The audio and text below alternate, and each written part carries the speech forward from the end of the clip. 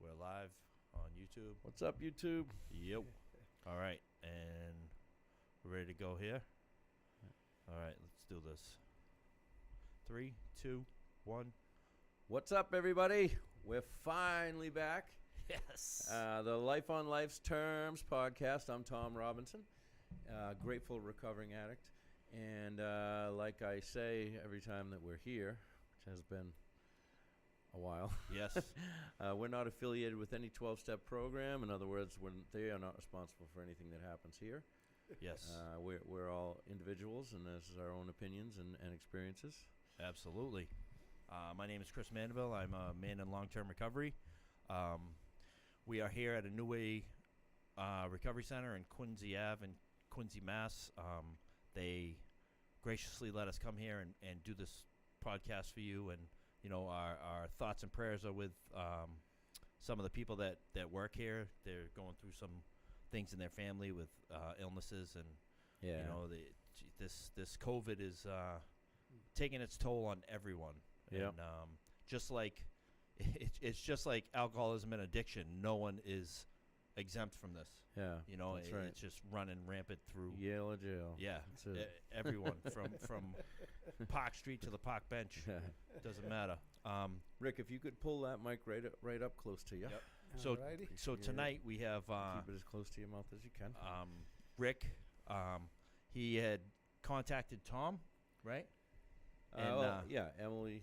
Yeah, some friends that watch this podcast and you know, who really like this. You know, they look out for us and they hook us up with people that they think are going to fit our needs here. And, you know, from the conversation that we've had already before this started, I think this is going to be a great podcast. So, Rick is an attorney.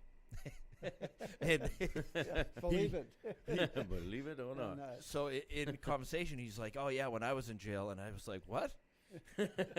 How do you do that? I need to know." Yeah. So we're gonna turn this over to Rick, and he's gonna share his story with us. Experience, strength, and hope. Yes. Nice. Yeah. Thanks. Thanks for coming, Rick. Yeah. Thank you for having me. Yes, this is awesome. It's really great to be here. I love the messaging part of recovery. And it's real important, more important today than we even know. But, I started out like a lot of other people, starting drinking, smoking pot. But I was a little, I was talking, I'm back in the late 60s and 70s. So, okay. So, I wasn't drinking or smoking pot back then. Yeah, no, I know. I was shitting in a diaper. Yeah. It was different, but it's still the same. Right. Yes. What we did is I lived in L.A., Lower Alston. Oh yeah, Lower Alston, yeah. And so I lived in Alston once. Yeah, we used to sneak over through Harvard and go to Harvard Square. We'd rob everything that wasn't nailed down. As kids, we'd go to Harvard Square. But back then, all the hippies were there, and they were singing Kumbaya and smoking pot and playing music and. Like they were really out of it, but they were sharing. They had a bunch of stuff. In my day, it was punk rockers in the pit at the Harvard School. Right. So we hung around, and we got a little bit of. You started smoking pot and taking acid and all that kind of stuff, and but the addiction was on. I just wanted more and more, but never once did I think that this was a problem. I thought it was all about fun, and it was great. And these people were pretty cool because they really liked music. They were singing and holding hands, and and maybe this isn't the program, but they had these houses of love, which I thought were great. I'm just a kid from Alston, Yeah, things were different then. Yeah. So it was great. But what happened was it didn't last too long. Me, my friends, that we were out, we were drinking on the park wall. In Alston, we went from there to Harvard Square, and then one day, my buddy Mikey said to me, he says, "I tried something over the weekend. You got to come with me. You're gonna love this."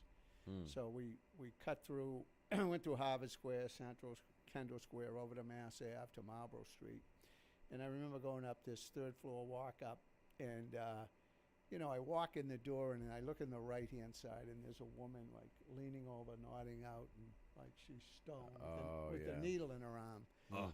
You know, and he says, "This is the greatest stuff, Rick. You're gonna love this, right?" Yep. So, and then Yeah. the woman comes out and says, "Has he ever gotten off before?" And he said, "No." He says, "Well, tie him off." You know. Oh yeah. So And- first time was IV. Just bang. Yeah, bang, Wow. right. Yeah. So next thing you know, What age was this? I'd say 15. Wow. Yeah, because we were out there for a while. We were sniffing glue at 10.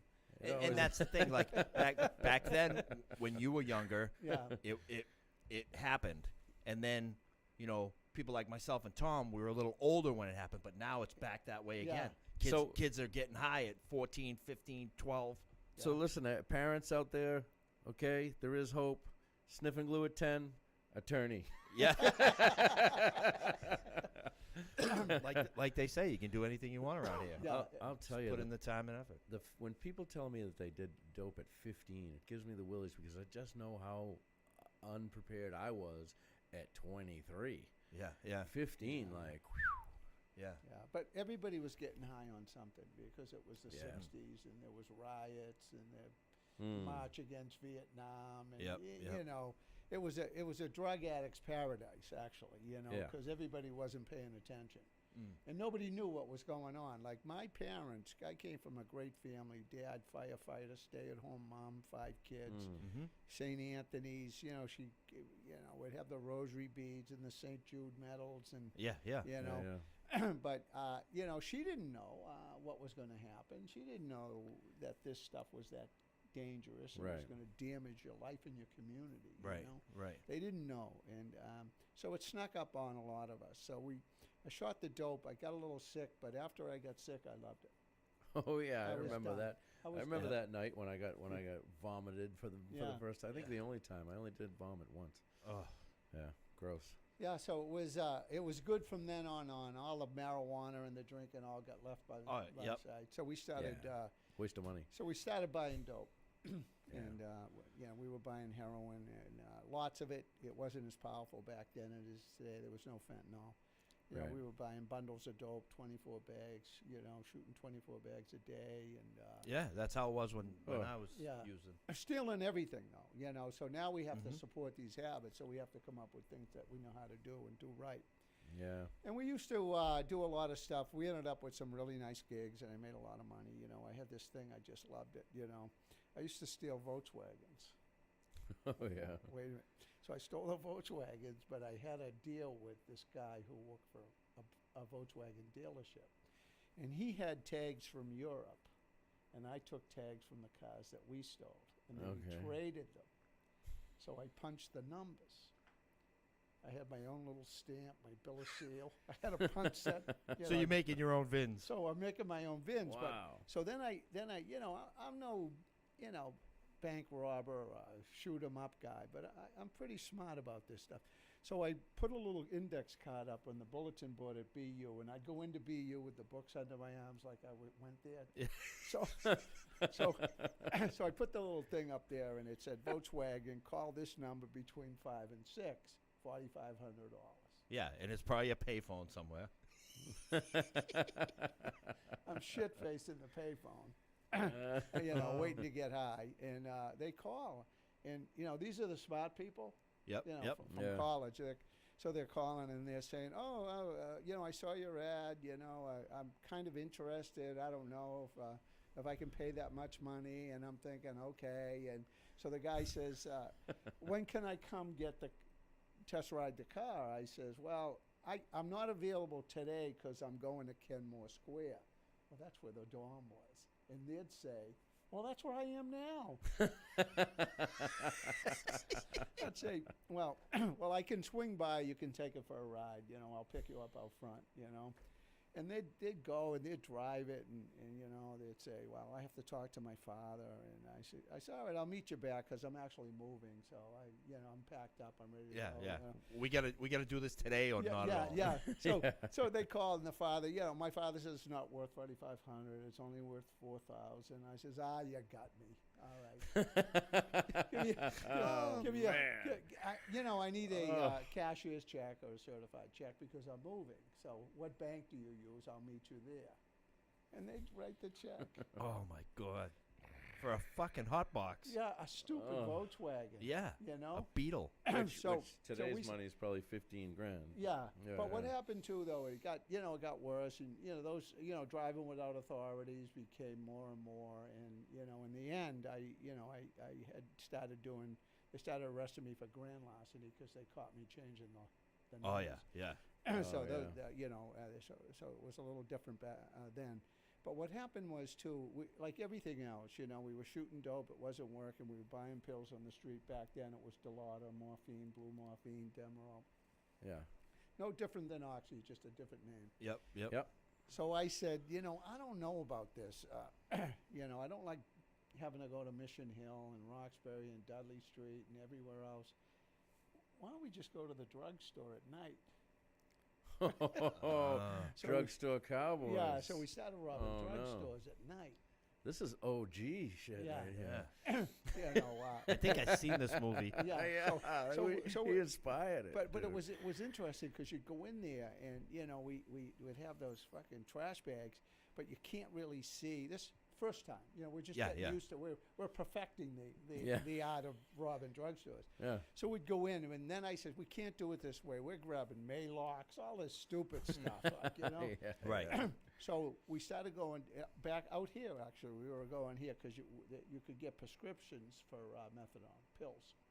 So we'd come out here. Wafers. There was a lot of doctors out here. So we'd get the prescription. They were interested in the prescription. I was interested in cashing the prescription and seeing where the pharmacist went when he got the bottle. Yeah. Yeah. Because then I found out they always had these little places where all of that stuff was. So I didn't have to waste any time. You're not running up and down the Yeah. fucking aisles Yeah. where in the back where all the Yeah. pills are. It's like everything I want is Yeah. right there. So we started doing that in robbing drugstores, and so we started going to court more and going to jail more and stuff like that. And No kidding. Yeah. And kicking those Surprising. habits too. Those habits Oh, were yeah. terrible. Like Vicious. they didn't give you anything. But also, you knew 3-4 days the shit's gonna it's gonna go away. It was It's done. gonna be over, Yeah. and like I can get through that. Yeah. Now, before we came in here, I was watching this woman on Facebook, and they were talking about Suboxone and methadone, and the detox can be anywhere from 2 weeks to 6 months, depending on how long you're on it. 6 and months? I know people who From were methadone? on Suboxone, trying to get off it, and like weeks and weeks and weeks and weeks, they're still, and sometimes months later they're still having, But that I did heroin. It was like fucking. I can get through 3 days. I can do Yeah. this. Yeah, the sickness was fun. Yeah. It was like a flu. The Yeah, cold it's or like, something. but Yeah. back then we were fucking babies. Yeah, We'd cry. yeah. Oh my Yeah, god, yeah, oh my so God, fucking No, good. dude, I've been pretty sick though. I mean, I remember being like, you get those feeling electricity flowing through Right, you. right. Just laying there with the cold But you knew a sweats week and- you were oh. good. A week. Yeah, you knew it was only a certain amount of time. Yeah. Yeah, kicking those habits in jail, Yeah. And the flats at Charles Street Jail, slab, Yeah. wool blanket, hot and cold water if the hot worked maybe sometimes, but you just had to lay there and shake and shiver, Yep, and the yeah. shit got all through you, and but I was lucky. I used to be able to work in the kitchen, so every time I'd go there, it'd be a couple of days. They'd come over and throw water in there, give me some toast or something. And they Yeah. say, you're going to work at the end of the week. Let's get going because you got to sweat it out. Yeah. Yeah. Yeah. So we would do that. And, but it just got, like I say, it never got better, never stayed the same. It always got That's right. worse. Always gets Yeah. worse. That's know. it. And I got sicker and sicker in the car accidents and all the stitches and, all the stuff that happened to you physically and stabbings and, Oh yeah. now we're meeting people that will kill you. Right. Yeah. But you don't No. give a fuck. No. You don't care. No. You And, just want what they had, and yeah. you're gonna do whatever you gotta do. Yeah. So. Oh.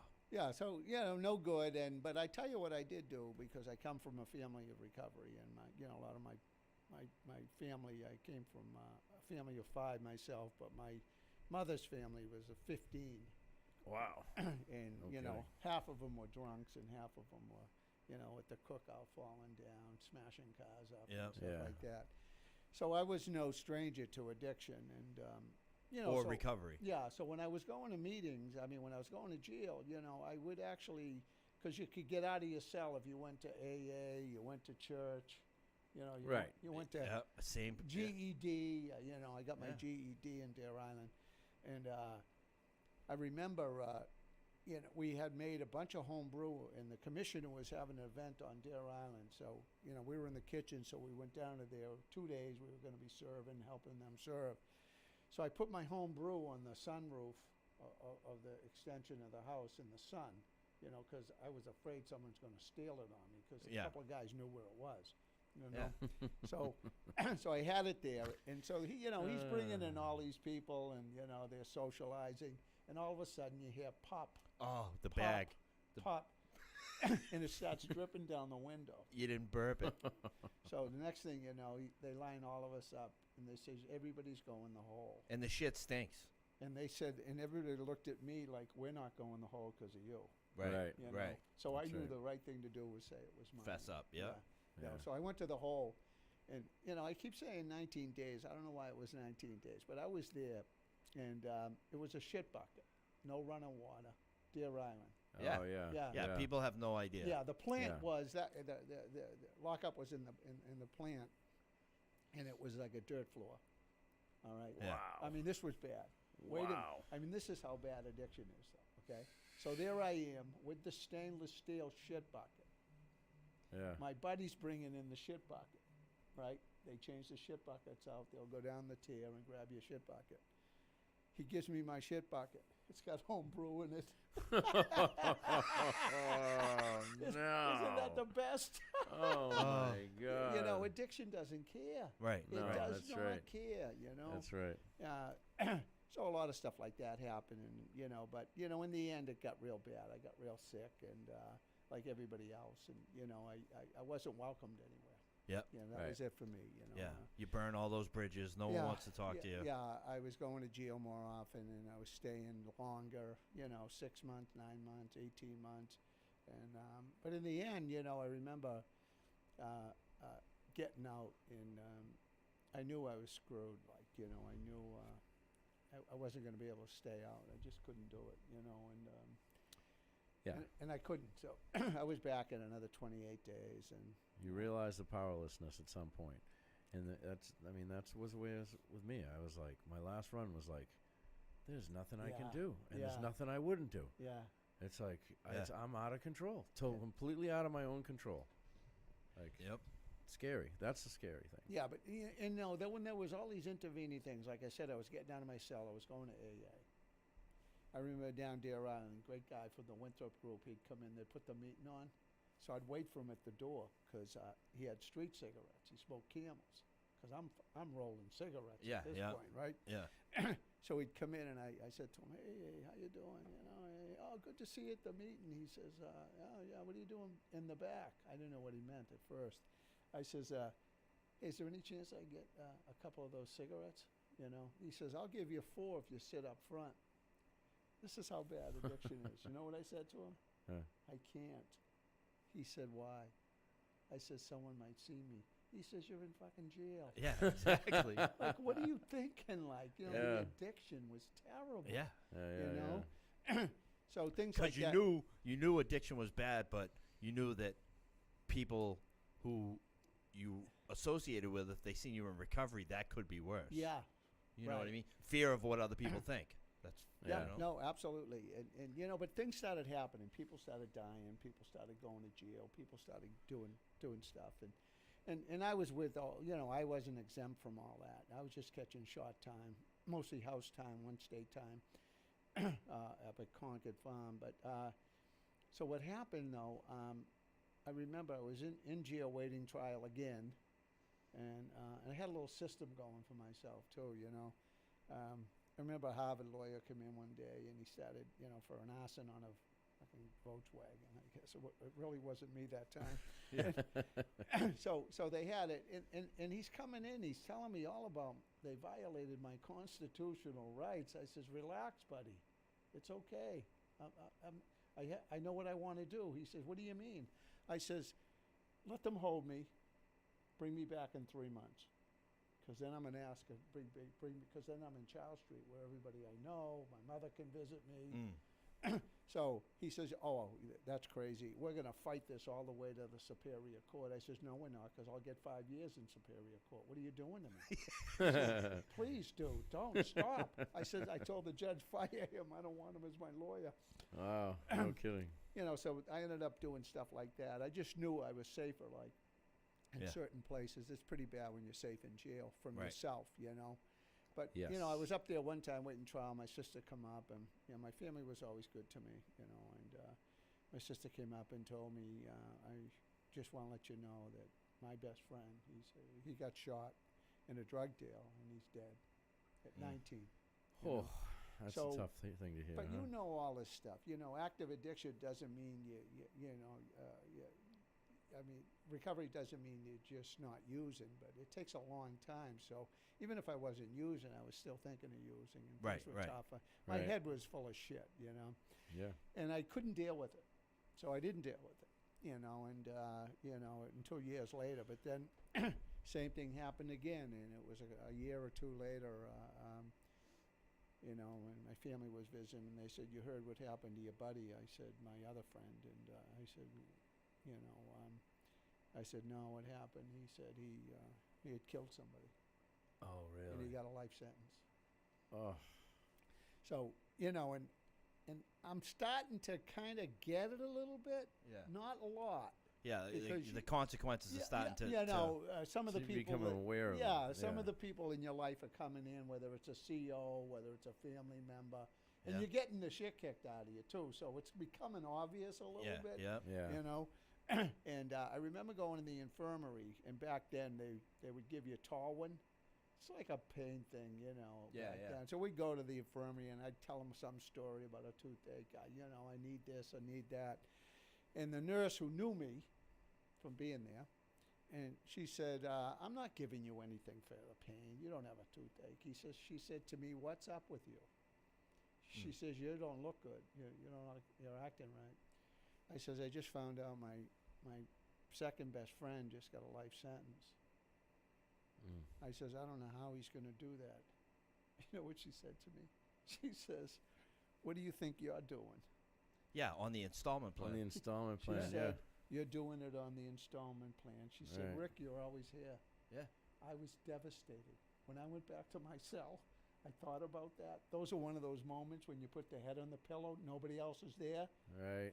Holy Yeah. shit. Yeah. It's like fucking, Yeah. what? Yeah. Yeah. So now I'm starting to get the awareness. I'm starting to get the message a little bit. And I'm getting sicker and sicker, you know, and, you know, I'm not stealing anything right. I'm fumbling. I'm smashing cars up. I'm not welcomed anywhere. And so I was kicking my last heroin habit in Charles Street Jail, a pretty big one. And there was a guy there from Care About Now back then. It was this program. And I knew him. I knew he was clean and sober. I knew him from the street. And he come in, and I was in the flats, and I was really sick and stuff. And he says, I think I can get you into a program so they won't violate you on all your probations. Just some. Yeah. So, but back then, don't remember, they didn't have computers. So everything you was could on go to paper. one court and say, no, I'm not on probation. Yeah. Right. But you know, he came to me and he says, I want you to give it a try. I says, I can't do it anymore. I can't try anymore. It's just not, I can't do it. I just can't do it. He says, I want you to try for me just one more time, please. So we did, and we went to Steppenstone in Fall River. Never been to Fall River in my life. So I'm down there. I'm in That's this still house. around, I think, isn't it? It is. Yeah, they got a couple of different extensions of it too. For a woman's house with children and stuff like that. Okay. Yeah, it's pretty good. I think Steppenstone was something from Steppenwolf. No, no, it was. I'm not sure, but I think the people who originally started AA had something to do with a Steppenstone treatment center, and that might have been an offspring. Yeah, it was there forever. It was there. It was unbelievable. Nice people, abstinent base, AA, solid, all same stuff. Step sponsor, you know. So what happened to me was what they tell you if you come around here long enough and you stay. What started to happen to me, and I did not know this, but I was with the AA community. I was in the fellowship. I had people looking after me. I was going to meetings. I moved from the back to the middle to the front, Mm-hmm. I finally got a sponsor. I did what you were supposed to do, and I'm doing the homework and stuff like that. And the next thing you know, I decided that, my sponsor says, maybe you want to try doing something like get a job or go to school. So I went up to Bristol Community College, and you think I was breaking into a house or something. Now, how old were you at this point? I think I was 19. Oh, wow. Still young. Yeah, so I'm up there, but, I don't know how to do any of this stuff. I don't know how to ask for how to go to school. I Right, don't right. know. And back then they didn't have the resources. They didn't have all these peer counselors. Yeah. Now, Right. now Yeah. you could say, "Hey, Yeah. I want to do this," and this Yeah. person goes, Yeah, "Okay." 100 people, yeah, they'd be You're done. doing it for you. Yep. Little closer with the mic, Rick, please. Yeah, oh, sorry. No problem. So what happened was I went up there, walked around the building a few times. I wasn't sure if I was going to go in. Fear, doubt, and insecurity. Case in the joint. Yeah, I had so much fear. It was unbelievable. And so I did, and I went around. I finally went in, and I went to the front desk, and I says, I want to go to school here. So I didn't know what they were going to say. And the woman said to me, do you think you want to School. do you want to go to admissions? I says, oh, yeah, where's that? She says, on the second floor. So I did. I signed up for a course, and it was unbelievable. It was such a learning experience for me because I had to be there. I had to be on time. I had to be prepared. I had to buy a book. I had to do the simple, basic things, and I did. And I went there, and I did what I knew how to do from the program. I got there early, and I stayed late, and I sat next to people, and I talked to people. And I was scared shit because I was talking to people that weren't falling down going to jail. I didn't know what to do. That might be another one of the huge benefits of going to meetings is learning to walk through fears and keep doing socially awkward things that aren't normal without booze and drugs. Yeah. You know what I mean? What we always did before was you'd use so you wouldn't have to worry about it. Yeah. Yeah. And you have an yeah. excuse. I was just drunk, or whatever. Or I was just high. Yeah, so I went there and I showed up every day. I was never late. I always, still got the junkie in me though. I figured out if I raised my hand when I knew the answer, there's less chance he'd call me if I didn't know the answer. So, and I'm up front, remember? So I got my hand up in front of his face. Yeah. So, anyways, but I got to talk to normal people who had regular lives, and like same as AA. You hear people who have families and kids, and they go on vacation and they go camping and. Right. I wanted that, I didn't know how to get it, but I really wanted to do Yeah, that. I remember being very jealous of that type of situation. Like, it just sounds so good, and I'm just so screwed up. Yeah, Like I'm never going to be able to do that. Yeah, like I wish that was me. Because of the car thing, I lost my license for life. Life. Wow. Yeah, life. But again, the program, so I'm in AA, I don't know, 5 years into AA, and he says, maybe I should try to get my license. And my sponsor says, well, let me introduce you to this guy. He might be able to help you out. And so I did. I talked to this guy. He says, well, get a request in and, go over there, ask for a hearing. And I did down in Nashua Street, the old registry down there. Cinderella license. So I went there, and I'm at this hearing, and they're going through pages of all this fucking larceny, stolen vehicles, driving after suspension, driving without a license. Well, they ban you from Volkswagens, but you can drive anything else? Yeah. So the next thing you know, I walked out, and I got my license. So Incredible. I said, oh, my God. And my sponsor said, don't get carried away. The hearing officer's in AA. Yeah, right? You The never- miracles that can you happen. never know. Yeah, so it was a community that kind of looked out for each other. And, so I got my license. That was a big deal. I had no teeth. All my teeth were broken in front, falling, all that kind of stuff. So I got new teeth. I started feeling like I could smile. Oh, it's huge. Yeah, big time. Especially for a young kid. Jeez. Yeah, so I was there. And then I was walking down the street like I did a lot. I just took a lot of walking. I went to meetings all the time. And I'm walking by this building, and I wanted a job, raking leaves, doing something. I needed a few bucks for cigarettes.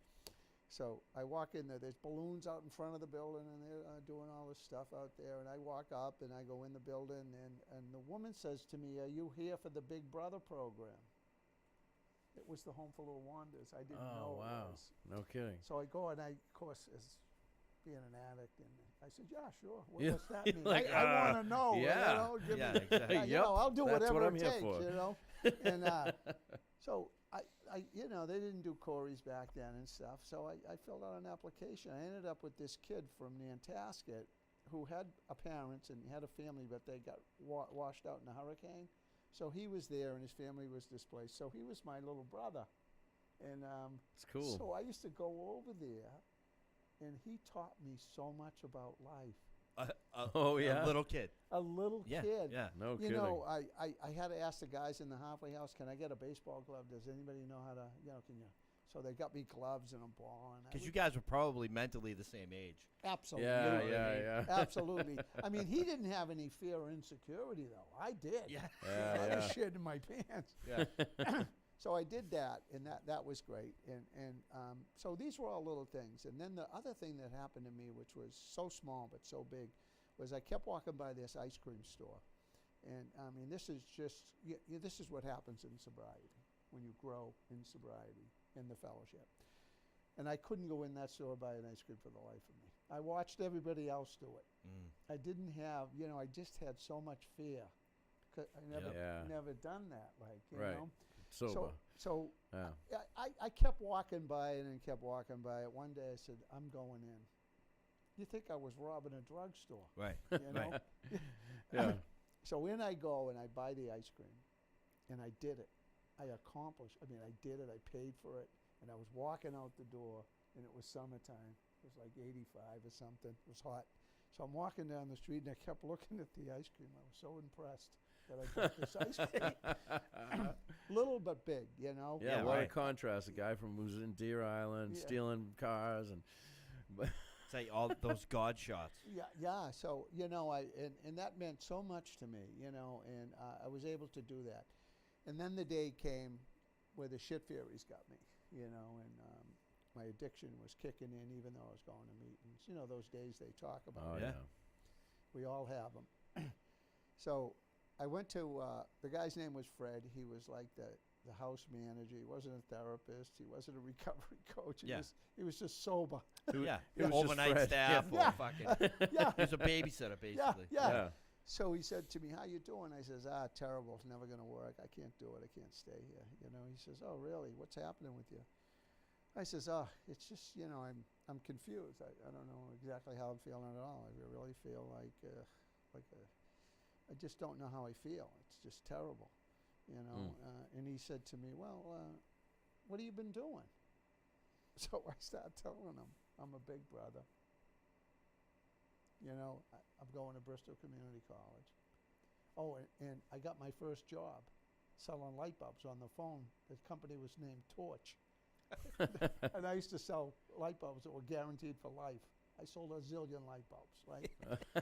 But I had a paycheck. And they actually took taxes. I was so impressed that I was part of Society. Society, you yeah, know, and That's I right. loved that. Upstanding member of this. I had a check, and I was Community. contributing. Right. I was starting to belong. Buying ice cream and everything. Yeah. So I tell him all of this, and he says, I know what it is that you're feeling. I says, well, you know, for me, you know, if I don't know what I'm feeling, it usually is a bad sign. I'm going down the hole at some point. You know, when you have those mixed feelings or those feelings of doom and gloom. Yeah. So that's what I was feeling, but he says, I know what it is. You have feelings of self-esteem and confidence, but you wouldn't know it if you tripped over them. They're not familiar. You're not familiar with them. Wow, that's very insightful. I know, but you know, I believed it like right away. Like it made so much sense to me. Yeah, I yeah. got so You excited identified with it, yeah. that this was progress. I mean, Yeah, I was really right. doing this. Yeah, you're always waiting for someone to pull the rug out from under you or the Yeah. other shoe to drop. So I run upstairs in my bedroom and stuff. I get back down on my knees, you know. Now I'm really praying and thanking them, you know. I'm Yeah, thinking, yeah. oh, you're right. This is definitely going to work, you know. And I was so grateful. And all those little things, you know, one thing after another. And so I You started. got what you needed at that particular time. It's beautiful. But being available. Mm. You know, and that's the whole thing today. You have to be available. You have to be able to be. You have to have some clarity of mind, because you have to. What's that saying? You learn to listen and then listen to learn. Yep. You know, that was important. I didn't know that was happening to me, but that's what was happening. You know, and the biggest thing that happened to me, and I think it was for me my spiritual awakening or an epiphany of some sort, but I'll go with the spiritual awakening.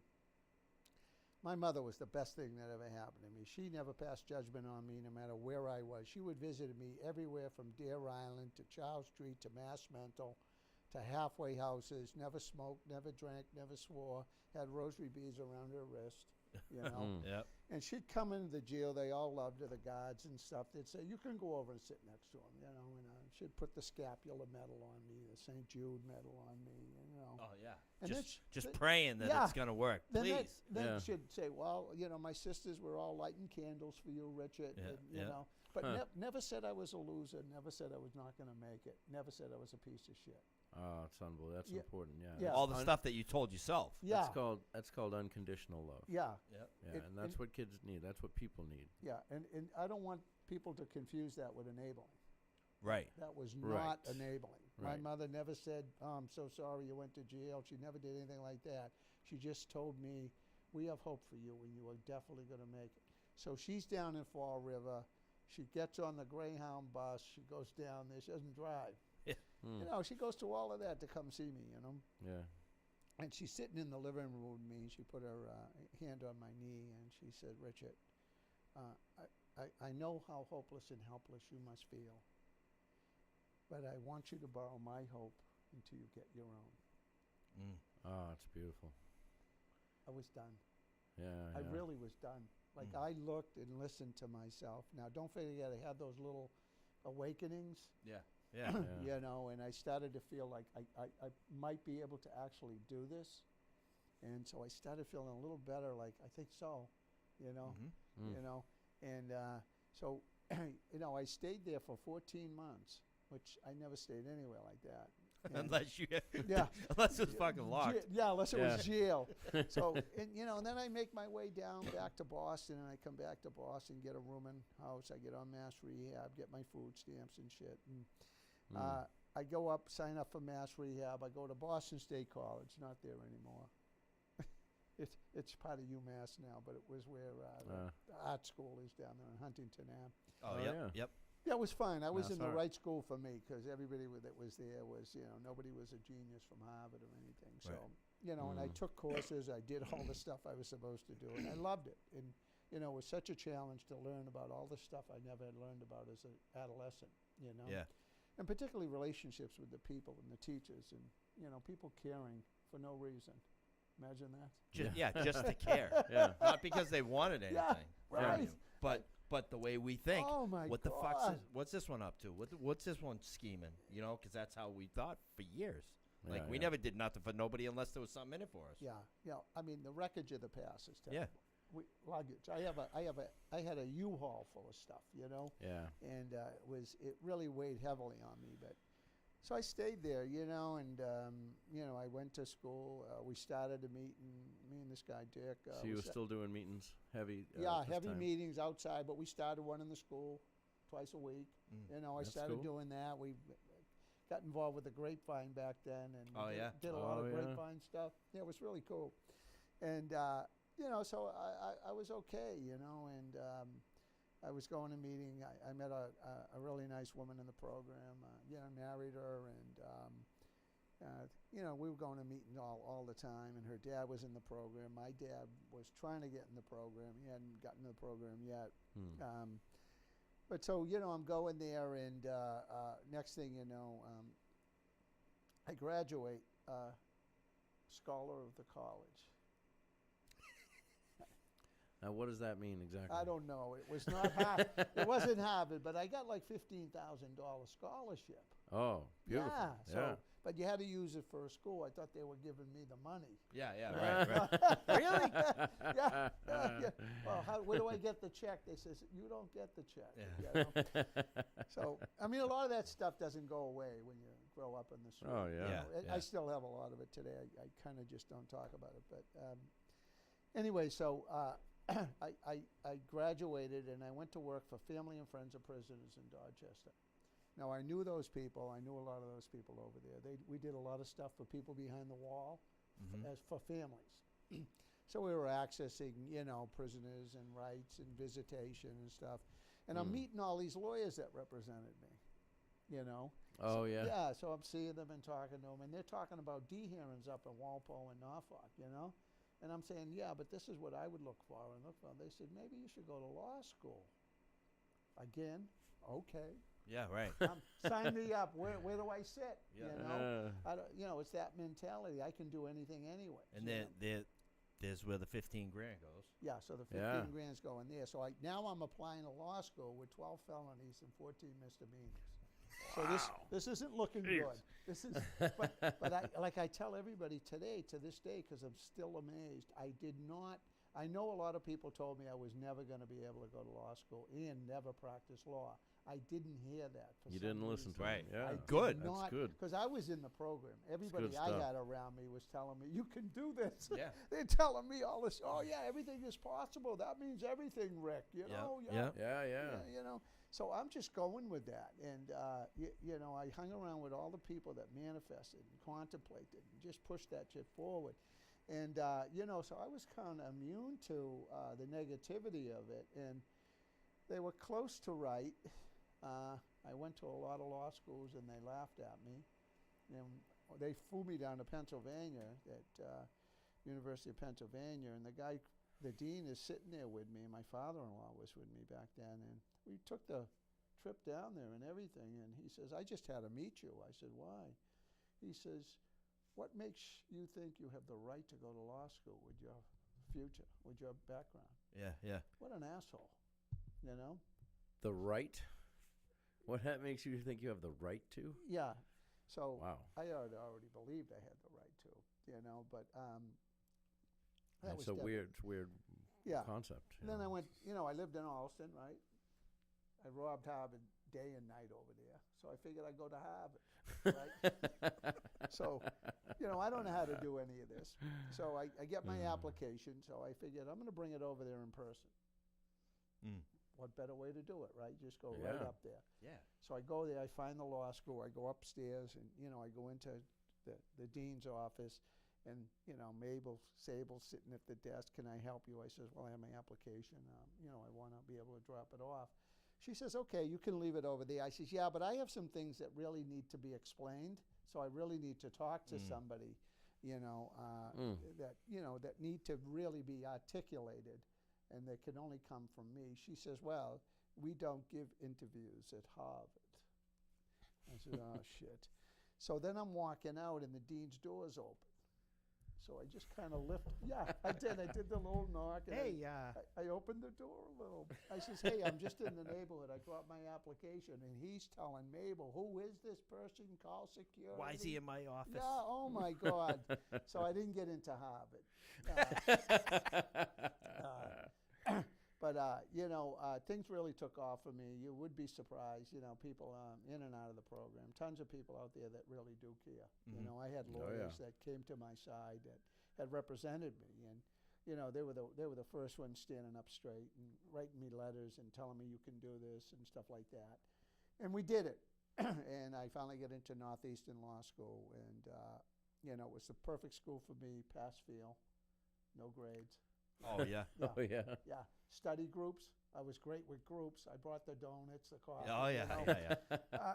But no, I did. So first of all, I signed up for the Prisoners' Rights Project. They're doing D hearings in Walpole. Half my Now, what's a D hearing? Exactly? disciplinary hearing. Yeah, you get in trouble in jail. In jail. D-board. You got to see the D-board. Oh, I see. I mean, I had a bunch of I had murder cases in there. Yeah, You can get a D hearing for a murder case and stuff like that. But I knew a lot of people in there, and I was going up there, and it was kind of sketchy for a while. I was working with Nancy Gertner. She became a federal judge, and she was with the ACLU. I was with them, So I was all about, prisoners' rights and stuff like that. And then they find out that I'm ex-con.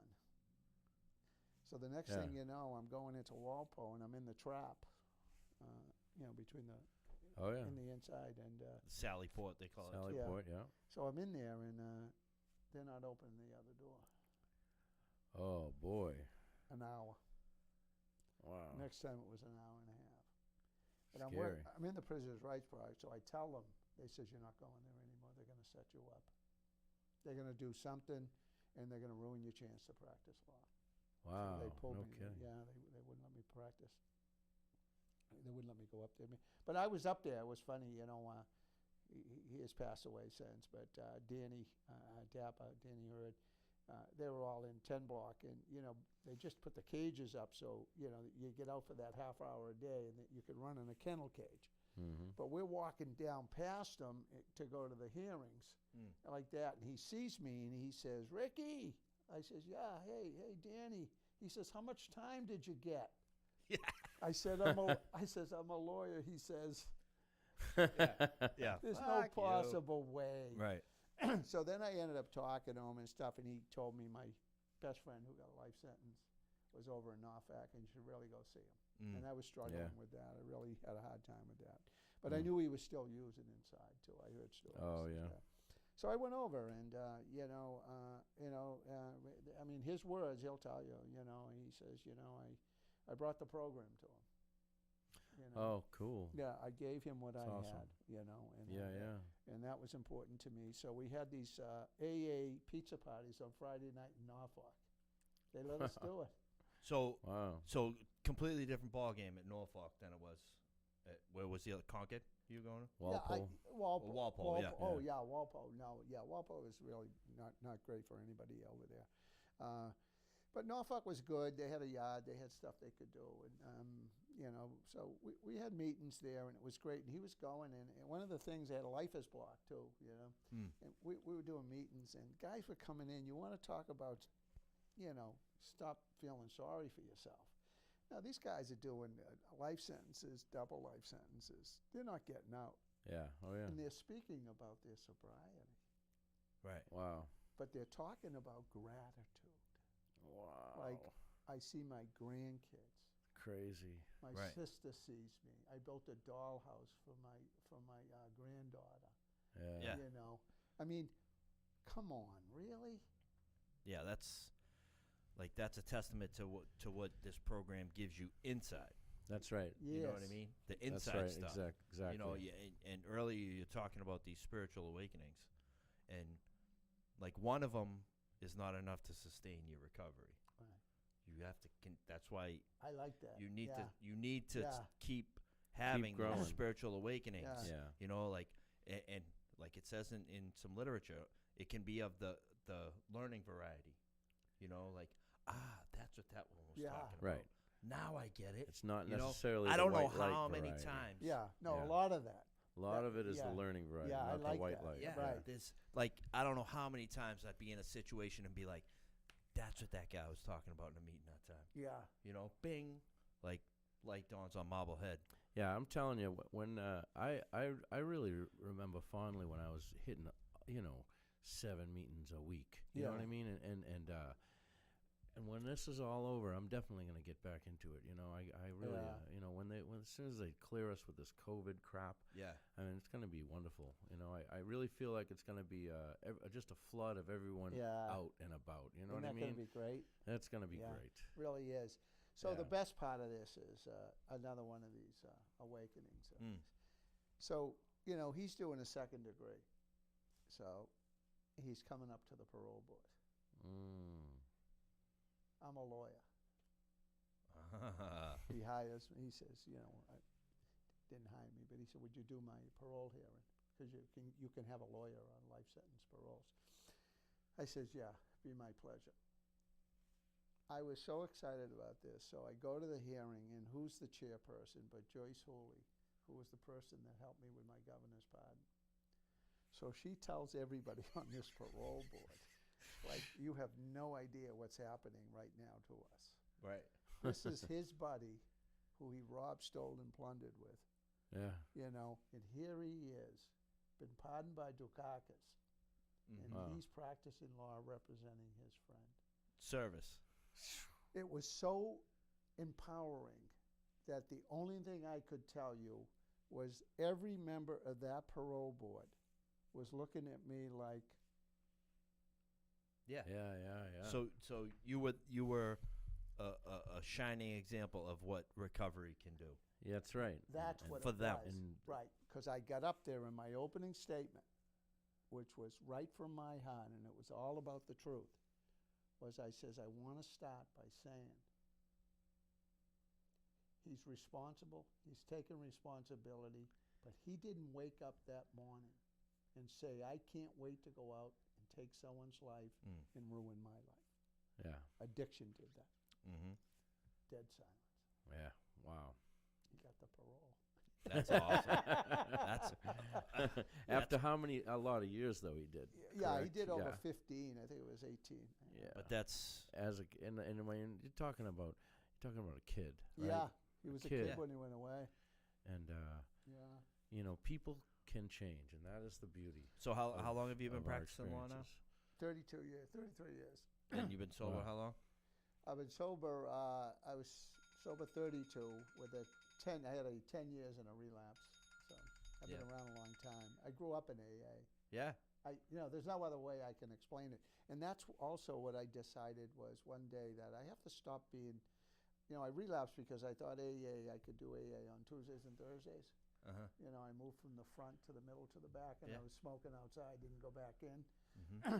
And, I had the job of a lifetime. I was practicing law. I was representing some crazy people, flying back and forth to Fort Lauderdale. Definitely out of my element. I had no idea what I was doing. I had the Brooks Brothers suit on, really nice, All the Yeah, things yeah, that yeah. AA, Oh, all the yeah, things no. that AA gave yeah, you yeah, took you away from everything, AA. and, Yeah. so I'm on the plane one day. We're in going to Fort Lauderdale, of all places, Spring. The wet T-shirt contest. the whole In the thing. spring, Yeah. you And mean? they, and they owned those places, so Oh, I yeah. was like the guy from Boston. So I'm on the Yeah. plane, and the stewardess who we knew, we were down there every couple of weeks, and she says, "Can I get you something?" I swear, she didn't say anything different than, "Can I get you something?" I said, "Yes. Get me a coffee and an anisette." I'm a heroin addict. What the hell am I doing with anisette? Yeah. But it was- Fucking licorice flavored. I know, but it was that it was for some reason, and I remember sitting there, really, really together. I represented these guys, and they bought a lot of trailer parks and stuff. And there I was, and I remember, just like they say in the big book, I put that glass to my lips. The whiskey and the milk. Yeah. Well, The whiskey and the milk. The Same fucking thing. My life flashed. Yeah. Flashed before my eyes, but I couldn't stop it. Mm-hmm. And my sponsor Wow. told me afterwards, he says, if you remember, in the program, they say there comes a day that no power on this earth On will this keep earth you will away keep from you a away from a drink or a drink. drug. Yeah. That was Yeah. my day. Yeah. you needed that experience. I did. I was Yeah. a lawyer, and nobody knew what happened because I was in Florida. Thank you, God, because I Yeah. was on probation for 6 years when they gave me my license. They, Uh-huh. Wow. so I had to be really careful. They would like nothing more to take it away from me. Yeah. Wow. What My, a story. uh, Wow. My first sponsor, he got 10 years sobriety, ended up relapsing. Yeah. Mm. And then, so he's basically a convicted felon, and now he's painting police stations. You know what I mean? Yeah. Like, and the, you talk about the ice cream. I remember me and him sitting down, and we're sober. I'm sober quite a few years. He's sober quite a few years. We couldn't fucking figure out where to go to eat. Oh, I know. Where do you want to go? I don't know. Where do you want to go? I know. I don't know. Where do you want to go? But like the things that I've learned from those things, those spiritual awakenings and like all that's it's insane. I was working for him, my get well job, Yeah. painting, right, and we're working in Boston Police Headquarters, right. So this guy at the desk one day gets he's a convicted felon. He's got a fucking access card to the Boston Police Headquarters. Walk in the back door, beep, go inside. Yeah. Like, yeah. he's Yeah. proven himself like Yeah. you did. Yeah. Yeah. And this guy at the desk gets a hard on for us one day. He's just, how do you have that? Blah, blah, blah.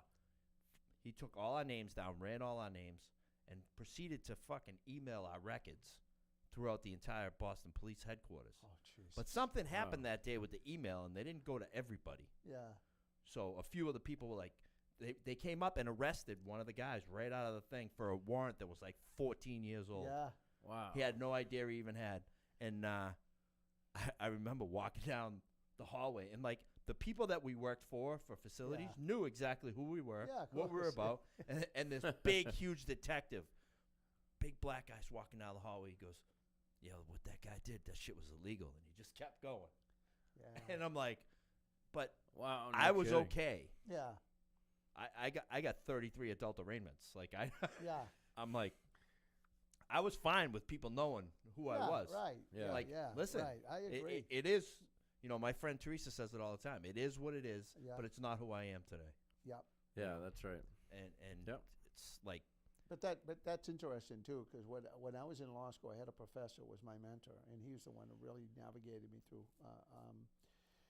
law school, and kept that vote of confidence every single day. And he had the clinical program, which was the court program. So I signed up for the court program. They send you to court with a client. yeah, I was back the same day. He said, "What did you do? It was supposed to last 3 months." I says, "I got a great deal for the guy. He threw a brick at the ambulance. We apologized. They continued the case. They gave him a fine, and that was it." He says, "No, you're supposed to do the whole case." I said, "Well, give me another one. I'll go back over." And I knew the judge. yeah, I knew the judge, and he was like looking at me like he knew me. Yeah. But anyways, what happened for me is that, I was kind of, I didn't know who I wanted to be. I wanted to be accepted. I wanted to belong. And, I really had a lot of shitty examples, even in Yeah. sobriety. I'm talking about, these people we think that have everything. These, the smart people. yeah, Right. yeah. I the think they got people- it all figured Yeah, out. all of this stuff. Yeah. So I don't know for nothing. I used to rob their stuff. Now I wanted to be like them, but I wasn't sure about that. Yeah. But Right. my professor said to me, "Rick, I just want you to, the best thing you could ever do for yourself and for everybody else and all the people that you could help is just stop apologizing for what you did and become who you were and who you are and use that to help people." So I decided Good advice. From the professor. I was going to be a criminal lawyer, right? Perfect. This is beautiful. Yeah. Walk in, right? Yeah. Yeah. So I knew exactly how to get there early, look at the docket sheet, who's in lockup. I knew all that stuff because I was on the other side. Right. So I did, and I was a juvenile lawyer for a while, and it worked out great. I really liked helping kids. We did a lot of programs, and a lot of people from the program spoke at our programs and that. And then I went to the adult court, and I remember going into this one court, and this court I was in, and it was where I was sentenced 8 times. So I walked in there, and I was really scared. It was like trauma. It was, I saw my mother, who wasn't even around anymore. I saw her in the back crying, and I'm thinking, "Oh, this isn't Yeah. gonna work Oh, yeah. for me." Yeah. And who do I see? My old probation officer. She comes up, gives me a big hug, Right. Margie Vance. She says, "Oh my God, I've heard all about you. You got to come in. I've been telling the judge all about you." And Wow. I'm thinking, "Holy Jesus!" You talk about the gifts, Right. Yeah. And she goes in, and everybody's in court. They're in session, and she goes, "Judge, this is." And he says, "All right, we're gonna have a recess. Come up here." He says, "I heard about you. That's interesting that you did that." He says, I'm really proud of you." He says, "What are you doing?" I says, "I'm practicing in the juvenile court." He says, "Well, let me tell you something. This is in juvenile court." So I says, "Ah, shit. This is not going to be good for me." Yeah. And he says, "But I'm going to tell you something. It would be an honor to have you practice in this court." Imagine Oh, that. that's Huh? cool. Isn't That that is like wild. unbelievable? Yeah. Yeah. I can just imagine standing there like, did I just fucking hear what I think I heard? Looking yeah. behind you like, who? Yeah. You no, talking to me? right. You Yeah. talking to me? So that was it. Amazing. For me. I took off with that. And, Yeah. I started expanding that into other courts and other stuff, and I became my recovery, and I became that practice, and I saw that most of our cases were all addiction cases. you know. All of them, So we're over there with. So fast forward, I decide to get a recovery coach to work with me in court, but I'm not telling anybody it's a recovery coach because I'm not sure I'm supposed to do this. Right. But it's the same kind of stuff as before. We're just going to Yeah. kind of fudge it and see what happens. So we got there, and the recovery coach is great, and she's really accessing treatment. She's on the phone. She's getting people. If we held you, it would only be for 5 days until we got a bed. Yeah. So we're making Wow. all the connections. So this is a brand new thing. Nobody else has ever done this. So it Wow. got better. And that's when Stephanie came into my life. and she was over at Granada. I was dropping my daughter off at Granada, and I'm listening to her on the phone, and I'm thinking, this is somebody I really needs to work for me. She is awesome. She gets So your daughter was going to treatment. Yeah, she was going to treatment, right. So, and Stephanie was, so I gave her my card. I says, call me if you're interested. Never called me for about a month. And then she said, what the hell, I'm going to call him. So she calls me, she comes over, and I says, this is what we do. We write for LexisNexis. I write for a national law book. I write for strategies for substance use and abuse. In alternative dispositions. So we write a whole chapter, never done before.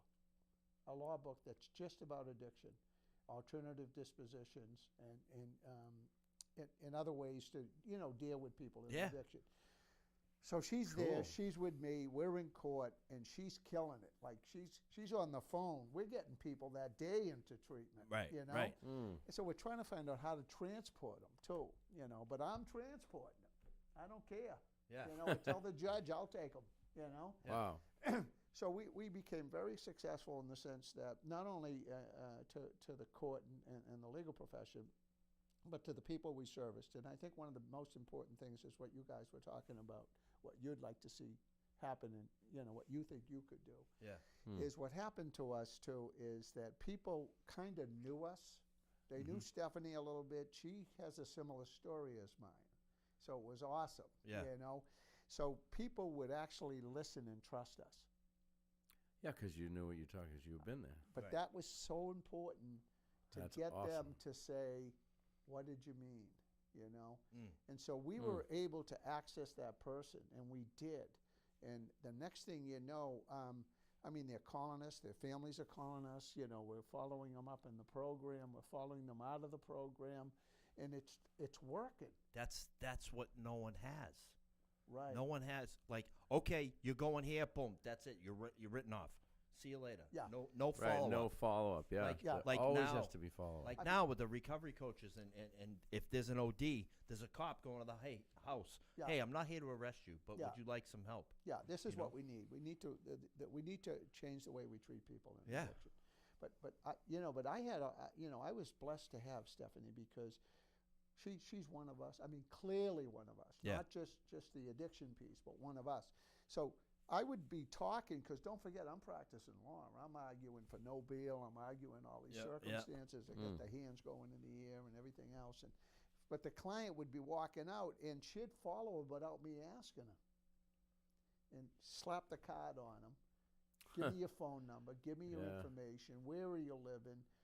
You're going to have to go to a meeting tonight. I want to see you. I'm going to call you. If you need anything, let us know. Yeah. And so they would, even if they wouldn't go into treatment that day, it would just be the week after. But you should see our phones in the law office. You think it was a transitional detox. I mean, they're calling constantly. But, these, people that are, dedicated and compassionate, like Stephanie is with this recovery stuff, it shines through. Yeah. Right. Yeah. I mean, I have to tell her, I've been doing this a long time, maybe a little too long. So I don't have the patience she has. Yeah. Because I have other stuff to do. I'm trying to find out, finish the motion to suppress, or trying to mark a case up for a jury trial. But she just sits there with them, and no matter how many times they call. So what does she do? She says, Rick, everybody keeps coming here. COVID's here. But I says, what are they doing? I don't know if we're supposed to have people in the office. Well, I keep them all apart. I bought a box of masks. I bought a box of this. And I'm making sure everybody wears a mask. So they're all around the table. I says, what are they here for? You can't keep interviewing these people. I can't charge for it. She says, no, I think they just want to be here because it's like a meeting because we all talk about program. She says, let's have a meeting in the backyard. So I got the chairs. I'm buying Adirondacks chairs. I'm buying all these plastic chairs. And we did. We had all of these people, and they came from every year. One day, one guy came, because there were no meetings. Mm-hmm. Yeah. He says, I'm celebrating 20 years. I had nowhere else to go. Wow. Wasn't that cool? That's That's pretty yeah, cool. Yeah. it was really cool. So she Very got nice. she got all this going. It was awesome. And people from everywhere were coming, from the halfway houses. One of the directors from the halfway house come over, and we knew he was coming. Just too. to see if it was legit. Legit, right. Yeah, and he wanted yeah. to see if we were social distancing. Yeah, so, he's probably, Oh, yeah. guys will probably say, hey, I'm going to bullshit. yeah, right. Yeah. So we gave I told everybody, put the fuck, everybody grab the mask, put all the chairs away, Yeah. do all this stuff. So he came, he thought it was great. And, before you knew it, and then it started getting cold and stuff. So the next thing they wanted to move it into the law office. But a lot of people kind of fell off. It was getting cold. They weren't Yeah, coming. So yeah. there was Yeah. a small group and they came and that. But I got to tell you, so what happens then is we have it's a big piece of property. So she says, well, I'd like to start just a pilot program of like a woman's sober house. You talk about being in your recovery. Yeah, right. This girl's not missing a step, right? So the next thing you know, we come up with the terrace house. And so she says, she got me incorporating the thing. Oh, yeah. Nice. I got a bank account. And she's got 3 or 4 beds. She's shooting for 5.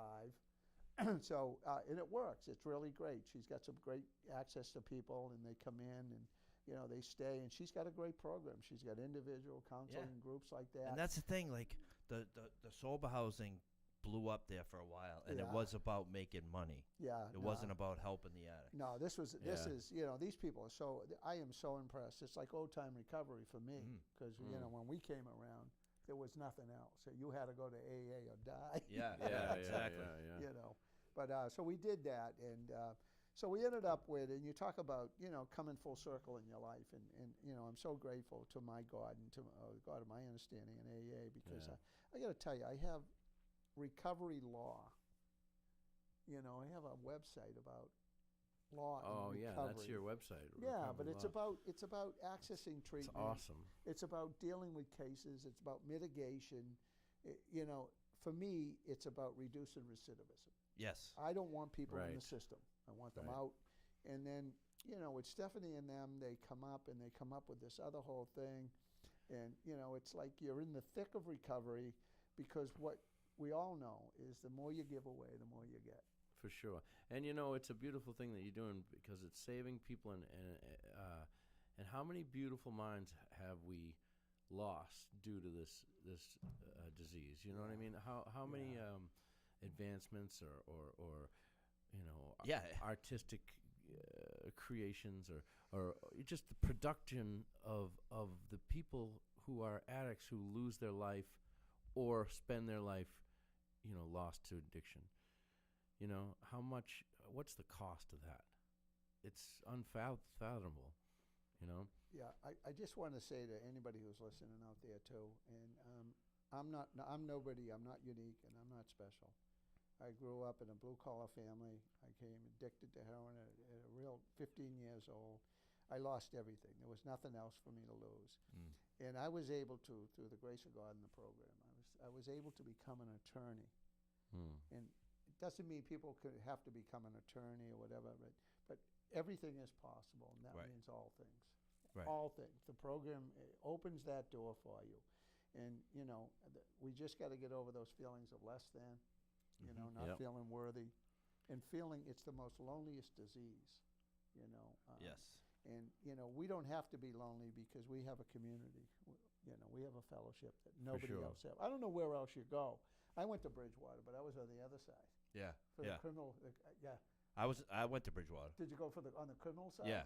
F ward, F2. Yeah, I was Yeah. up where the bubble is. Yeah. Inside the Wild old Wild West. state There's prison. There's I some was sick there. people in Oh, there. yeah. I mean, those people. No, listen. I sat next to a guy, and my cousin was there too, and he says, "Rick, I don't think you want to sit next to him." I said, "Why?" He says, "He's the 128 sniper." Oh, Yeah. really? Oh, Yeah. I mean, like sick people. Like, Yeah, it it's was, yeah. it was odd. crazy. And I'm standing in the line, and someone yells out my name Huh? in the chow line, and I turn around. It's fucking 2 kids that I grew up with. Yeah. They're like, "What the fuck are you doing here? Yeah. What Yeah. happened?" I said, "Heroin." Yeah. That's what happened. Yeah. So now I weighed up like $120. They're throwing extra food on my plate. Now everyone's fucking pissed. Everyone in line's like, "Why is he getting extra?" I'm Yeah, like, right. Fuck. When I went there, I was looking out the windows through the bars at the fences I put up when I was 17 years old. Yeah. I went You in know? there and put up a bunch of fence, and then Talk I'm about in a there kick in the looking, nuts. and the fence is keeping me in. Yeah. Yeah. That was pretty intense. Well, Like, what have I done to my life? I don't know where else we get this, though. I mean, all the therapists, all the psychiatrists. Yeah. I mean, I was on the board ready for shock treatments at Mass Mental. I don't know Wow. whether they had there needs to be like something needs to come together. But we know what it is because it worked for us. Yeah. When I Right. go in those jail cells and I see people, and they know about me because I've been doing this a long time, they Yeah. always say, "Oh, you're the criminal that became a lawyer. Yeah. Yeah. I want you as my lawyer," you Yeah. know? Yeah. But what I tell them, and I look them right at them too, and we've had some real miracles come out of that situation. I tell them that they say, "Well, what do you think? I didn't do it. You know, I'm not guilty." And I say, "Stop. All I want you to know is you want what I have. Yeah. But you got to listen to me." Right. You know, and they do because they can trust us. Yeah. Right. Because we come from the same place that they come from. But I really believe everything is possible, you know, and it's through the grace of God and the program. I would never have anything, nothing that I have today. 6 kids. Mm. I was busy. So Beautiful. yeah, I mean It's a that's the gifts of recovery. great I mean, I'd love to keep going Yeah. with this. No, I mean, but we could probably have you back Yeah. on another time. Yeah, you But, should have Stephanie back. Yeah, absolutely. Stephanie. Anyone Yeah. that you want. to have. Stephanie's great, yeah. Yeah. So- So it's recovery law. recoverylaw.us. Yeah. You and- You know, I'm okay. sure there's plenty of families of people who, you know, don't know where to go. yeah, and then Yeah. they can get a hold of Stephanie at theterracehouse.org. So that's the woman sober Yeah, house. yeah. All right. Nice. And they're available for conversations, anything. Yeah. It's all free. You know, Resources. You can talk to anybody over there. and- I'll put that in the comments a Yeah. little later. yeah. So yeah, this has been amazing. Yeah, well, Yeah, I great can't thank you podcast. enough. Thank I love you. your Yeah. messaging. You This know, is I think you're and- onto and something. it here. happened. Yeah. Yeah, it's fun. It's really good. This and was I supposed to I think happen, it helps like- people. It was Yeah. supposed to happen like 3 or 4 times, and it just didn't. Yeah, I know. You Oh, know. I know. Well, we Yeah. had The age of the COVID. COVID, Then Yes, you had just the way a it goes. storm. Yeah, Yeah. the storm, Yeah. and then Yeah, know, but Pam nothing was sick stops us, right? yeah. Nothing stops No us. way. No. It happens when it's supposed to. Yeah, Consistent I love it, persistence. So, That's what it is. all right. Once again, you can subscribe to our podcast at lolterms.com. We will tag all of the information that you heard on this in the comments. Anyone that needs help, if you want to reach out to us, myself, Tom, we can get you in touch with the people that you need to. Absolutely. Um, Let us know. So, once again, that's it. All right. Peace. Thank you Thanks very so much. Yeah. All right. Great. Peace. Thank you. All right. So, that was awesome. Yes. Oh my God, I can't believe that. that was so good. It's almost like a fairy tale.